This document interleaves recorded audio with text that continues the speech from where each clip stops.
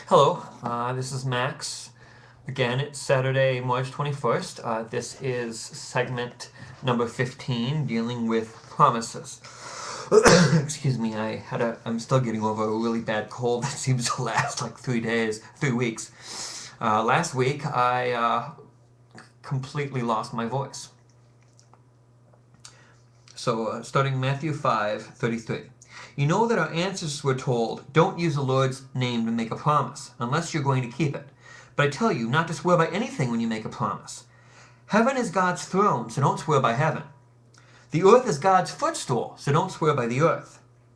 Jerusalem is the city of the great king, so don't swear by it. Don't swear by your own head. You cannot make one hair white or black. When you make a promise, say only yes or no. Anything else comes from the devil. Now, I'm going to say like what this means to me and how this affects me as a Christian wrestling with my faith and wrestling with what I'm supposed to do. And just sometimes I believe like we prop ourselves up by making all these big plans and all these big gestures of what we're going to do. And if someone says, can I help you? Can you help me with this? And you say, yes, I swear by God that I'll do it. I swear I will do it. And then you maybe don't. And I mean, keeping your promises is very important. And I'm better at keeping my promises to other people than I am to God and to myself. Especially saying, I'm going to be doing this. I'm going to be giving this up to get better. I'm going to do this. And while I'm better in some ways, I make all these big plans of what I'm going to do. Like I have this idea of a screenplay that I want to write, and I'm going to just write it, and then I just don't. Or I have big plans. I'm thinking about going back to school. Like I said, I was thinking about becoming an ordained minister. I'm also thinking about possibly going to school to get a degree in social work to help troubled teens and help kids. But yet I say, oh yeah, I'm going to do that, but then laziness comes in, and I don't call to see if my credits are still there at MATC, and do the steps that I need to take to do it.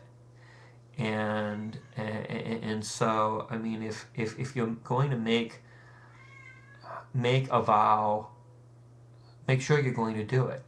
And I mean that's why, especially the more codicils, the more things you put on before it, the more you look like a fool and an idiot when you don't follow through.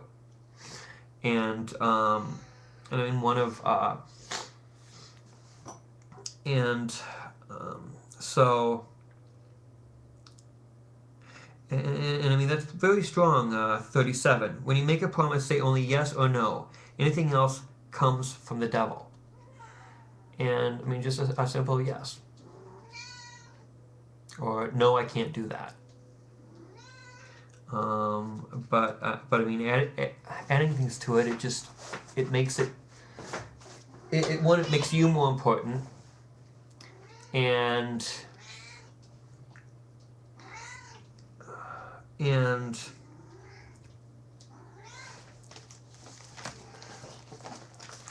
because I'm reminded of something from Ecclesiastes, which was the first section, which is the first section that my Bible study started reading, and a lot of it is about words of wisdom and about how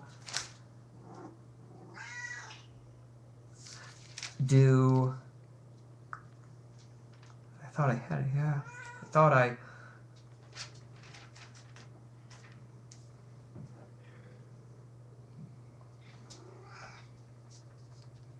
Okay. Ecclesiastes chapter 5. I'll just put one example. Chapter 5:4. God doesn't like fools, so don't be slow to keep your promises to God.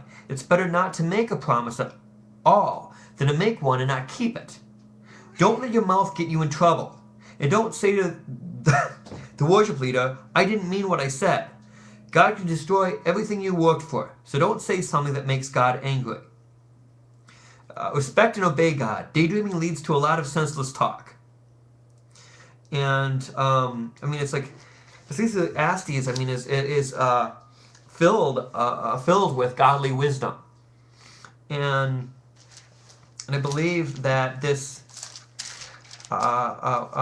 this section of Matthew, what Jesus was saying is reflective of that. That don't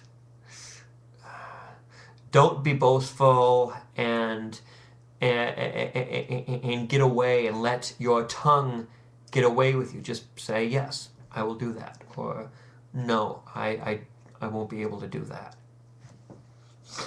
And I do. It's funny. Franklin Pierce, a president before Buchanan in 1952 to 56, I believe, was the only president not to say, I swear to God. So help me God. In the inauguration, he just affirmed. He said, yes.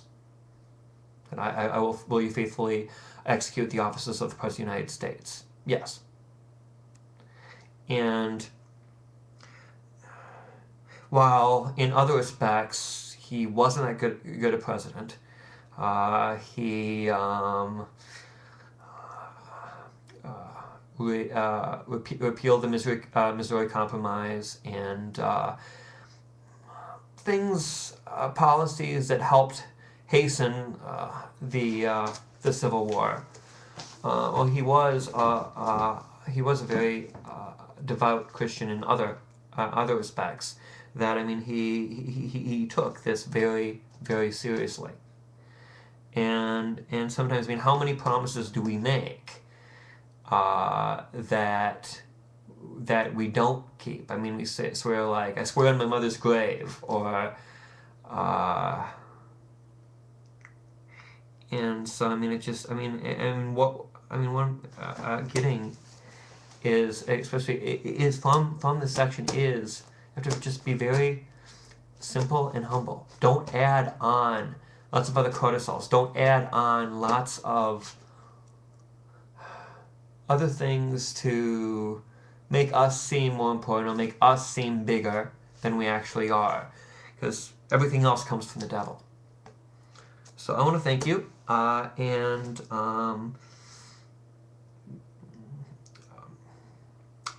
have a great weekend.